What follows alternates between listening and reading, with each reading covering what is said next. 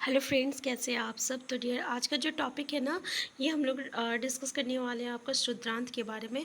तो चलिए हम लोग यहाँ पर डिस्कस करेंगे एक एक पॉइंट को एनसीईआरटी का, और साथ में हम लोग एमसीक्यू क्वेश्चन भी करेंगे जब चैप्टर कंप्लीट हो जाएगा तब। ठीक है, तो देखिए शुद्रांत। तो सबसे पहले देखिए, ये जो है 7.5 लंबी मीटर एक नली होती है, और ये जो रहती है ना, यकृत और अग्नाशय जो से ना एक तरह का लिक्विड जो रहता है, इसको ये प्राप्त करती है। और इसके अलावा उसका जो मतलब भित्ति मतलब सेल लेयर होता है, इसका अंदर का जो आपका लेयर होता है ना, उसमें से भी कुछ जो रस होती है, कुछ फ्लूइड जो रहती है वो निकलता है। ठीक है, यकृत जो रहती है ना, ये एक तरह का लाल भूरे रंग का ग्रंथि होता है, जिसको हम लोग ग्लांड कहते हैं, जो कि उदर की ऊपरी भाग में, याद रखिएगा, उदर की ऊपरी भाग में दाहिने में आपका रहती है। ठीक है, और अगर पूछा जाए कि शरीर की सबसे बड़ी ग्रंथि कौन सी होती है, तो वो आपका यकृत होती है। ठीक है, तो ये जो है आपका पित्त, इसमें जो है आपका पित्त रस जो रहता है निकलता है, जो कि एक थैली में जाके जमा हो जाता है, और इसी को हम लोग क्या कहते हैं, पित्ताशय कहते हैं। तो ये भी क्वेश्चन आ सकता है कि पित्त रस जो रहता है कहाँ से निकलता है, तो याद रखिएगा यकृत से निकलती है, जो कि आपका शरीर का सबसे बड़ी ग्रंथि होती है, और जो कि उदर की ऊपरी भाग में दाहिनी ओर रहती है। ठीक है, तो ये इस बात पे ध्यान दीजिएगा। अब देखिए, पित्त रस जो रहता है ना, ये वसा के पाचन में महत्वपूर्ण भूमिका निभाती है। ठीक है, तो अगर क्वेश्चन पूछा जाए कि आपका वसा का पाचन कौन करता है, तो ये आपका पित्त रस करता है, जो कि आपका कौन निकालता है, तो ये आपका लीवर से जो है ये रस निकलता है, जो कि आपका वसा का पाचन करता है। और ये वसा का क्वेश्चन ये भी पूछा जा सकता है कि वसा का जो आपका पाचन होता है वो कहाँ होता है, तो वो आपका शुद्रांत में होता है, जो कि आपका 7.5 मीटर लंबी होती है। ठीक है, तो अग्नाशय जो रहता है ना, ये आपका हल्के पीले रंग की बड़ी ग्रंथि है, जो कि अमाशय के ठीक नीचे स्थित रहता है। तो अग्नाशय जो रहता है ये कहाँ रहता है, तो ये आपका अमाशय के ठीक नीचे रहता है, जो कि पीले रंग की एक बड़ी ग्रंथि होती है। और अग्नाशयिक रस, याद रखिएगा, अग्नाशय से अग्नाशयी रस जो निकलता है, जो कि आपको कार्बोहाइड्रेट और प्रोटीन पर क्रिया करके उसको सरल, जैसे कि अभी इससे पहले हम लोग देखे थे ना, आपका जो है डाइजेशन जिसको हम लोग कहते हैं। ठीक है ना, तो उसमें क्या होता है कि आपका जो कॉम्प्लेक्स मतलब जो जटिल चीज़ है ना, वो आपका बहुत जटिल चीज़ जो रहता है वो सरल रूप में जो रहता है परिवर्तित होता है, तो उसी को हम लोग पाचन कहते हैं। तो इसमें क्या होता है कि ये जो आपका अग्ना अग्नाशयिक रस जो होती है ना, जो कि आपका अग्नाशय से निकलती है, ये आपको कार्बोहाइड्रेट और प्रोटीन पर क्रिया करती है। और ये जो है कार्बोहाइड्रेट प्रोटीन एक तरह का जटिल है, तो इसको ये सरल रूप में जो है परिवर्तित करती है। ठीक है, तो आंशिक रूप से पचा हुआ भोजन जो रहता है ना, ये शुद्रांत के निचले भाग में, अब जैसे जैसे जैसे शुद्रांत में जो रहता है भोजन जो रहता है पचता है, तो वह धीरे धीरे नीचे की ओर आता है, जहाँ आंत रस पाचन क्रिया को पूर्ण कर देता है। और उसके अलावा भी अगर मान लीजिए कुछ ऐसे भोजन है जो कि अभी तक पचा हुआ नहीं है, तो उसको कौन मतलब पूरा करता है, तो आंत रस पूरा करता है। ठीक है, तो कार्बोहाइड्रेट जो रहता है ना, ये सरल ग्रुप कौन सा है, इसका शर्करा है। और जैसे कि ग्लूकोज हो गया, ये ग्लूकोज में सरल शर्करा जैसे कि ग्लूकोज में परिवर्तित होती है। वसा जो रहता है ना, ये अम्ल और ग्लिसरॉल में होती है, और प्रोटीन जो रहता है ये एमिनो अम्ल में होती है। ठीक है, तो आपको ये भी याद रखना पड़ेगा कि कार्बोहाइड्रेट किसमें, कार्बोहाइड्रेट एक जटिल है, तो वो आपका सरल रूप में परिवर्तित होती है, उसका नाम क्या है, तो ग्लूकोज है। वसा जो है ये अम्ल और ग्लिसरॉल में परिवर्तित होती है, जबकि प्रोटीन जो होती है ये एमिनो अम्ल में परिवर्तित होती है। ठीक है ना, तो याद रखिएगा। देखिए यहाँ पे जो है ना एक इसके बारे में थोड़ा सा देखिएगा कि 1822 में क्या हुआ था कि एलेक्सिस सेंट मार्टिन नामक एक व्यक्ति को ना गोली लगा था। तो वो एक डॉक्टर के पास गया था, जो कि अमेरिकी सैनिक चिकित्सक था। तो जब वो उसके पास गया ना, तो वो तो उसको मतलब कि अच्छी तरीके से मतलब कि ट्रीटमेंट करके उसको बचा लिया था। लेकिन क्या हुआ था ना कि उसकी अमाशय में ना एक छेद था, जिसको वो भर नहीं पाया था। तो अब क्या हुआ कि ये जब अमाशय से वो झाँकता है और अंदर देखने की कोशिश करता है, तो पता है वो देख के बहुत ही आश्चर्य हो जाता है। वो क्या देखता है ना कि उसके अंदर की जो भित्ति जिस जो लेयर होता है ना, उससे एक तरह का तरल पदार्थ जो रहती है आपका वो निकल रहा है, जो कि भोजन को पचा रहा है, ठीक है ना? यानी भोजन पे क्रिया कर रहा है, उसको जटिल से वो सरल में मतलब कि उसको परिवर्तित कर रहा है, उसको पचा रहा है, ठीक है? और फिर वो ये भी देखता है कि ये जो अमाशय होता है ना, ये शुद्रांत में जाके खुलता है, ठीक है? और अमाशय में भोजन तब तक रहता है जब तक कि वहाँ पे वो पच नहीं रहा है। जिससे अमाशय में भोजन पच जाता है, वो शुद्रांत में चला जाता है, ठीक है? और फिर इस तरीके से अमाशय में जो रहता है भोजन का पाचन जो है का पूरा प्रक्रिया को वो देख लेता है, ठीक है? तो ये समझ में आ गया आपको? तो चलिए नेक्स्ट पॉइंट है हम लोग का शुद्रांत में अवशोषण। अब देखिए हम लोग का जो नेक्स्ट स्टेप होता है ना, वो आपका अवशोषण होता है। मतलब जो पचा हुआ भोजन जो रहता है ना, वो आपका शुद्रांत की भित्ति मतलब शुद्रांत का जो अंदर का लेयर होता है ना, उसके थ्रू वो क्या कहाँ चला जाता है, तो आपका रुधिर वाहिका जिसको हम लोग ब्लड वेसल्स कहते हैं, तो वो अलग अलग ब्लड वेसल में यानी रुधिर वाहिका में चला जाता है। और इसी इसी जो प्रक्रिया होता है ना, इसी को हम लोग अवशोषण कहते हैं, ठीक है? तो इसकी जो आंतरिक भित्ति होती है ना शुद्रांत में, उसमें एक मतलब कि इस तरीके के आपका एक अंगुली जैसा एक अंगुली के समान जो होती है ना, एक तरह का संरचना होती है, मतलब एक स्ट्रक्चर रहता है। इसी को हम लोग दृग्रोम कहते हैं या रानसाकुर कहते हैं। तो होता क्या है ना, ये जो दृग्रोम जो रहता है, ये क्या करता है आपका आंत्र में उसका जो अंदर का जो सरफेस एरिया रहता है ना, उसको वो क्या करता है बढ़ा देता है, यानी तल क्षेत्र को बढ़ा देता है, जिसके कारण जो रहता है अवशोषण जो रहता है ज़्यादा होता है, ठीक है? और अवशोषण जैसे ज़्यादा होगा वो किस में भेजता है आपका ब्लड वेसल्स में, यानी रुधिर वाहिका में। और फिर भी ये रुधिर वाहिका जो रहता है पूरे बॉडी में जो रहता है, ये उसको क्या करता है ट्रांसपोर्ट करता है, ठीक है ना? यानी इसको भी पूरे में डिस्ट्रीब्यूट करता है, या स्थानांतरण हम लोग कह सकते हैं, स्थानांतरण कहता है। तो ये समझ में आ गया। इसी को हम लोग क्या कहते हैं, ये जो प्रक्रिया होती है ना, इसी को हम लोग अवशोषण कहते हैं, ठीक है? तो नेक्स्ट पॉइंट है यहाँ पे, देखिए कोशिकाओं में ना उपस्थित ग्लूकोज का विघटन ऑक्सीजन की सहायता से कार्बन डाइऑक्साइड एवं जल में हो जाता है और ऊर्जा मुक्त होती है, ठीक है? तो यहाँ पे थोड़ा सा देख लीजिए कि कोशिका मतलब सेल में, ठीक है, क्या होता है कि आपका में उपस्थित ग्लूकोज जो ग्लूकोज है ना, वो उसका विघटन होता है ऑक्सीजन की सहायता से, मतलब टूटता है। और तो ये क्या देता है, कार्बन डाइऑक्साइड देता है और आपका पानी देता है, और एनर्जी भी क्या होता है इसमें रिलीज होता है, ठीक है? भोजन का वो भाग जिसका पाचन, अब क्या होता है भोजन जो अभी तक पचा नहीं है, ठीक है ना, तो वो कहाँ चला जाता है, जिसका पाचन नहीं हो जाता अथवा अवशोषण नहीं होता है, वो बृहदान्त्र में भेज दिया जाता है।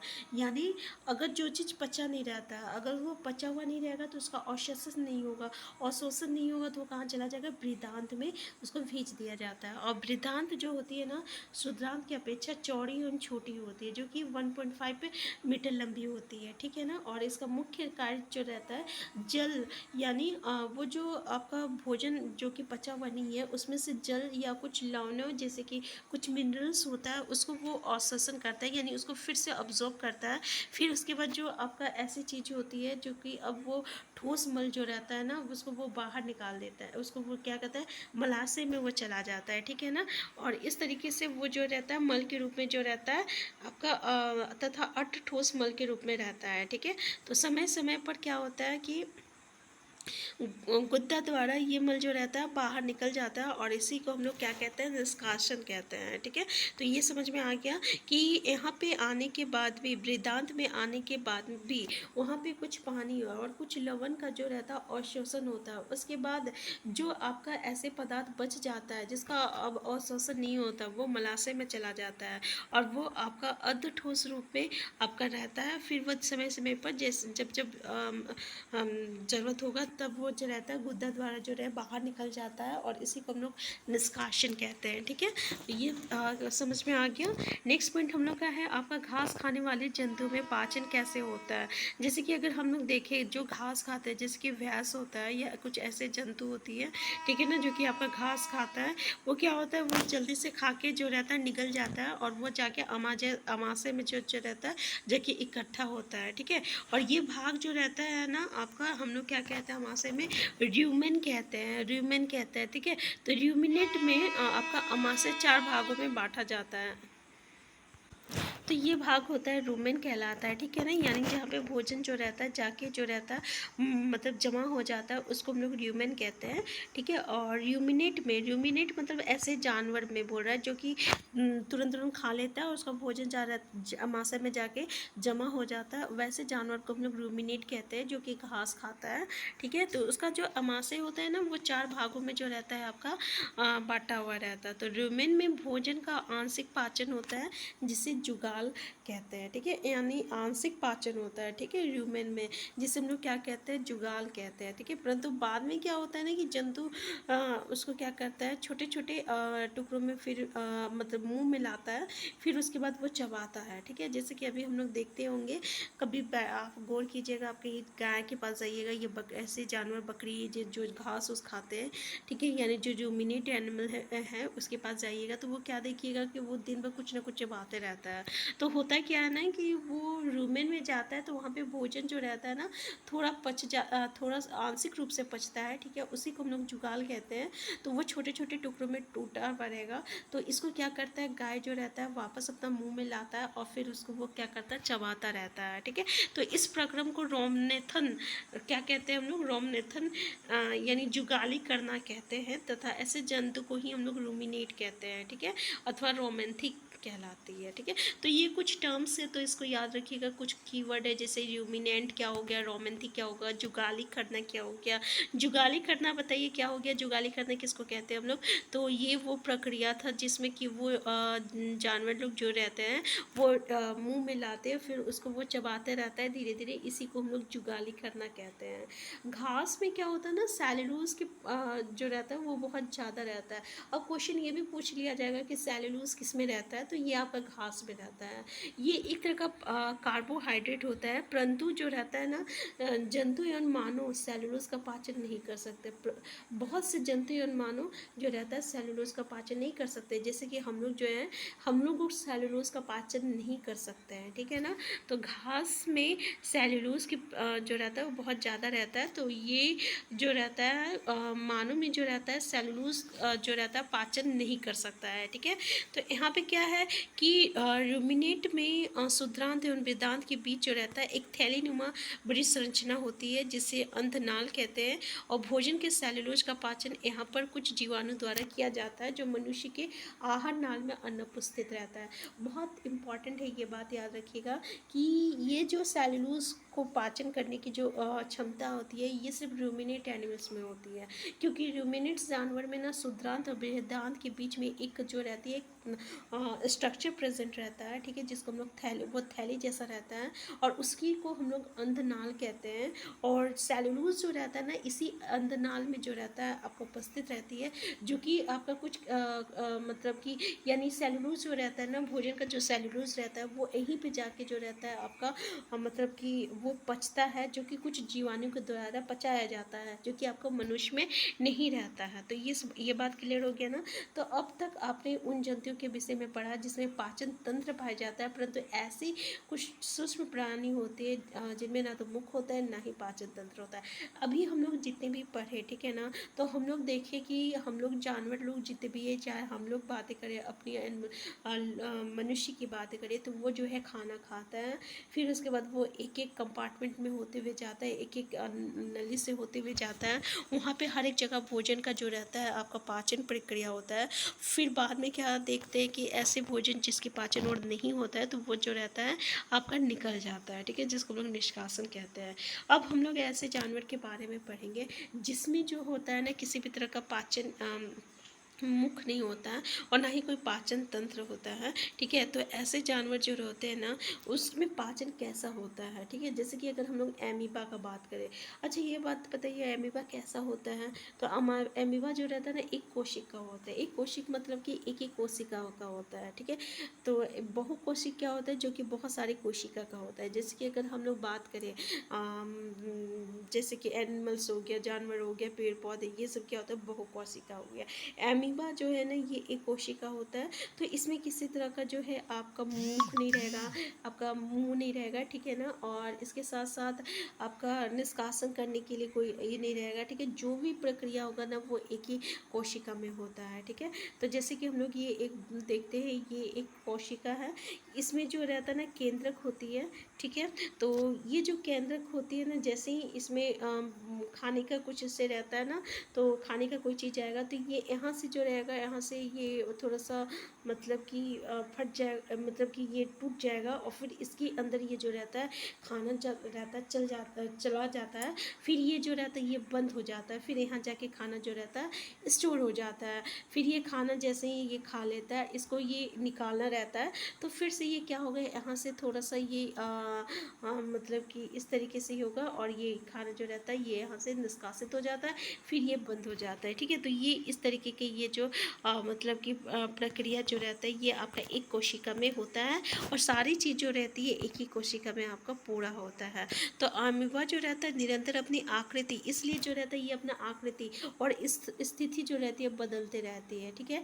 तो ये एक अथवा अधिक अंगुली के समान प्रवर्धन निकालता रहता है, जिन्हें पादप यानी अर्थात कृत्रिम पाँव कहते हैं, जो इन्हें गति देने और भोजन पकड़ने में सहायता करता है। तो याद रखिएगा, इसमें ना एक अंगुली के समान एक तरह का स्ट्रक्चर रहता है, ठीक है ना, जिसको हम लोग क्या कहते हैं, आपका पादप कहते हैं, यानी पैर कहते हैं, ठीक है ना। और ये जिसको हम लोग कृत्रिम पाँव कहते हैं, जो कि क्या होता है, इसको भोजन प्रक्रिया या इसको गति देने के लिए जो रहता है सहायता करता है, ठीक है। तो कुछ सूक्ष्म अमेबा कुछ सूक्ष्म जीवों का आहार करता है। अब इस भोजन का आभास होता है, तो ये खाद्य कण के चारों ओर पादाप विकसित करके उसे निगल लेता है, ठीक है। खाद्य पदार्थ उसकी खाद्य धानी में फंस जाता है। जैसे कि अभी हम आपको बताया, ये आके इसकी खाद्य ये खाद्य कणिका जो रहता है, ये आपका इस तरीके से अंत ग्रहण होता है। फिर इसके बाद ये जाके ये इस तरीके से ये यहाँ पे जाके जमा हो जाता है। इसी को हम लोग खाद्य थानी कहते हैं, धानी कहते हैं, ठीक है। तो ये देखिए, बहिक्षेपित अपशिष्ट मतलब ऐसे चीज़ जो कि अब इससे बाहर निकालना हो, तो इस तरीके से वो उसे निकाल भी देता है, ठीक है।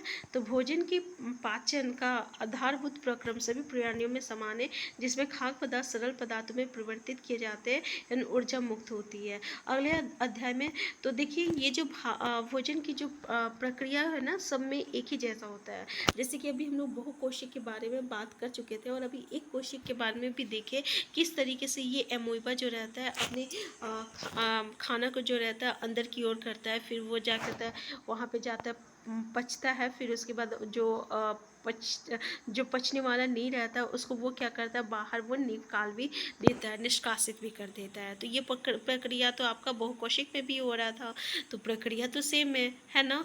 तो यहाँ पे देखिए कि हम लोग सारी चीज़ कर चुके हैं।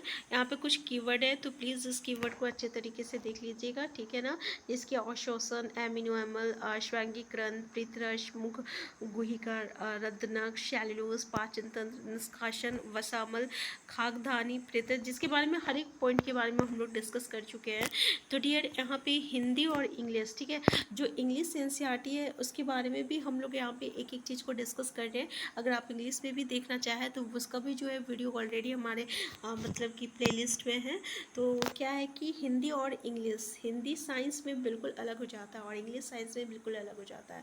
तो इसलिए हम दोनों का सेपरेट वीडियो बना रहे हैं। तो अगर आप मतलब कि देखना चाहें तो आप वहाँ से भी देख सकते हैं, ठीक है। तो हम फिर मिलते हैं नेक्स्ट क्लास में। एक चैनल में नए हैं, सबसे पहले चैनल को सब्सक्राइब कर लीजिएगा। वीडियो हेल्पफुल होगा तो प्लीज़ लाइक शेयर करना मत भूलिएगा। और अगर आपकी कोई भी क्वेरीज होगा तो कमेंट बॉक्स में ज़रूर बताइएगा। हम ऐसे ही एक एक टॉपिक को डिस्कस करेंगे, साथ में एमसीक्यू भी करेंगे। तो हम फिर मिलते हैं नेक्स्ट क्लास में।